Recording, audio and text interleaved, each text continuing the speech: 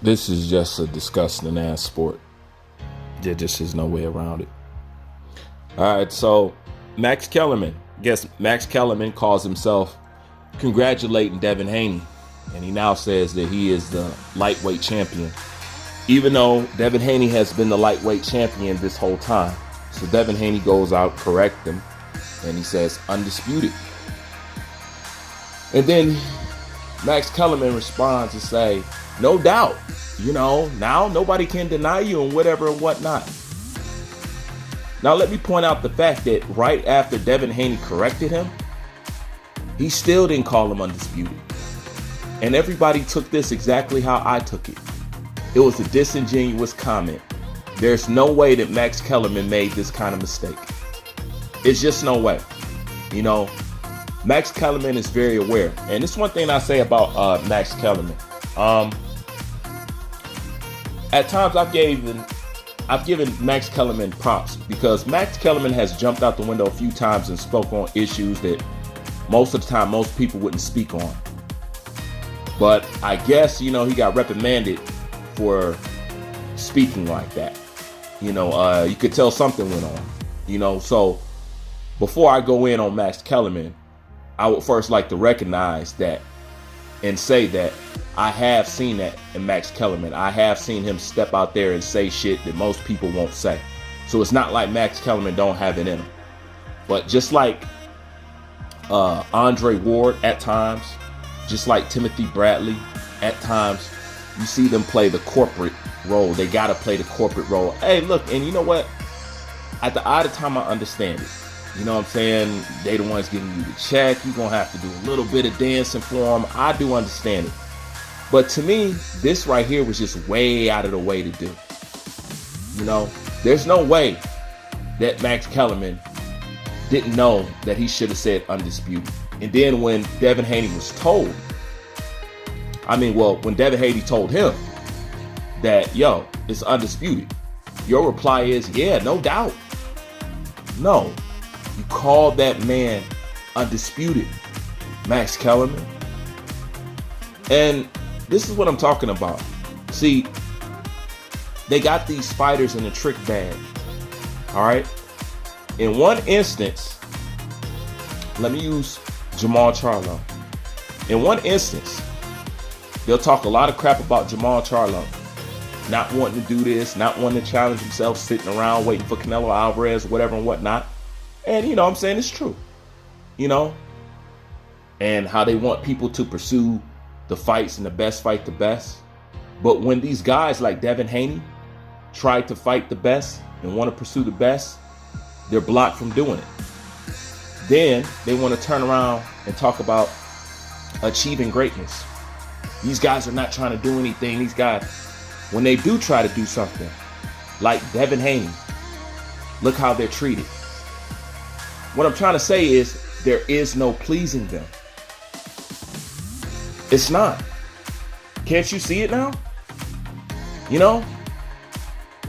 So in one instance, they'll talk about these fighters not wanting to do anything and not fighting nobody. Then when you get a fighter that's trying to fight somebody, they don't like it. They block the fight. They tell him that he doesn't earn it or he doesn't deserve the shot. And then when he does achieve this greatness, you don't even want to recognize his greatness that he achieved. They got these fighters in a trick bag. This is what I'm saying when it comes to when people want to criticize PBC fighters and talk about this. And I said this time and time again. You think Al Haymon don't sit these fighters down and say, look, all right, you can go ahead and try to pursue and fight the best. All right. They're not going to give you your credit. Okay. What I'm going to try to do is get you paid. Okay, because you can go out there and fight the best of the best of the best. They're still going to criticize you. They're still going to talk crap about you. It's never going to be good enough. So what you want to be like a dog chasing license plate? You know what I'm saying? Or you want to get this money over here. You think that conversation don't happen? You think they don't know that? You think they don't know the game by now? They know that they can never get the credit. And once again, this produces the outcome that you see in boxing. This is why it goes on.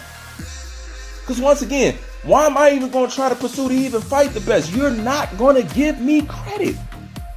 You're not. I can go out here and beat the toughest fighter. You got another tough fighter waiting for me, lined up, saying that I'm ducking him. Or I need to do this, or I need to do this. This is what they say. These black fighters ain't challenging themselves. They're not fighting each other. They don't travel. They want all this money. Devin Haney proved all them claims wrong. He took less money. He traveled. He challenged for the best. And he reached for greatness. And this is how they repay him. Hold on, because this gets really intertwined, and I'm finna tie this together real neatly so people could truly understand my undying support for Gervonta Tank Davis. This is why. Because they do shit like this, and you wonder why Mayweather Promotions and whatever, and you wonder why they handle Tank Davis the way that they do. You wonder why. Because look at Devin Haney. Okay? Let's switch the roles. If it was Gervonta Davis doing what Devin Haney was doing, same thing.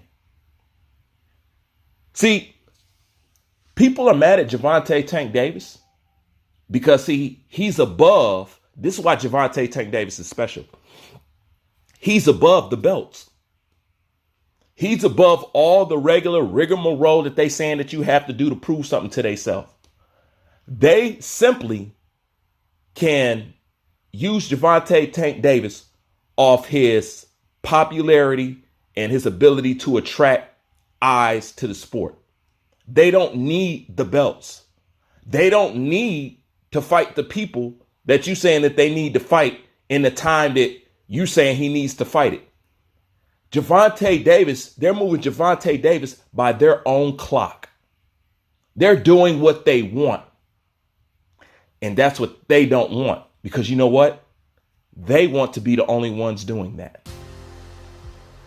Does all this make sense to you now? This is why I support the living hell out of Gervonta Tank Davis. Because I discovered, I said, well, if I talk about Gervonta Tank Davis, he needs to fight this person, he needs to fight that person. Then I changed my crosshairs on somebody else. Or I put it on Ryan Garcia. Or I put it on Vasily Lomachenko. Or I put it on Manny Pacquiao. Because all of them have people that they abduct. They don't want to hear that shit. So I'm like, hold up. Well, it's not fair that I talk about Gervonta Tank Davis and who he isn't fighting, but I can't talk about everybody else. This is the game y'all want to play? You guys want to support them no matter what? Guess what? Well, I'm going to have me a fighter that I support no matter what. Okay? And that's Gervonta Tank Davis. I don't hold him to the standards of any other boxer because he doesn't have to. He's blessed enough to be in a position that man can do what he wants, obviously. So no, I don't care if people say, I want him to fight this person. Tank can be Tank. Why?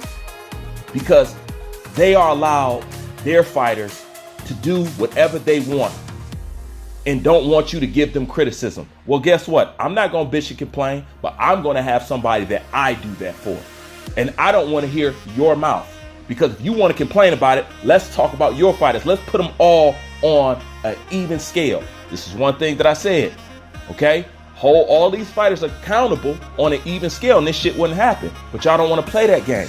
But yet when you start playing their game, they complain. That's a catch-22. That's a trick bag. There is no pleasing them. You cannot please them at the end of the day. That's what happened when you chase greatness. They don't really want you pursuing greatness. That's no different from society saying, hey, pull yourself up by your bootstraps. Stop complaining. Stop looking for handouts. The second you start to become sufficient and being able to compete with somebody else and being able to take care of yourself and being able to build business in your community, in your town, you know what they do? They send planes right over your town to bomb your businesses and bomb your homes just because you're doing good. But hold on, I thought you wanted me to do good in society. I thought you wanted me to grow. I thought you wanted me to pull myself up by my bootstraps. Okay? And then when I do good and I build a Black Wall Street and people ready to do business with me, you bomb me out of the sky out of jealousy? Catch-22. They'll complain about what you don't do, and then when you do, they hate that you do it. And they try to stop you from doing it. Because just like Don King has told you, and I'm going to repeat it again, black success is illegal. Bruce Vane, I'm out. Like, comment, subscribe.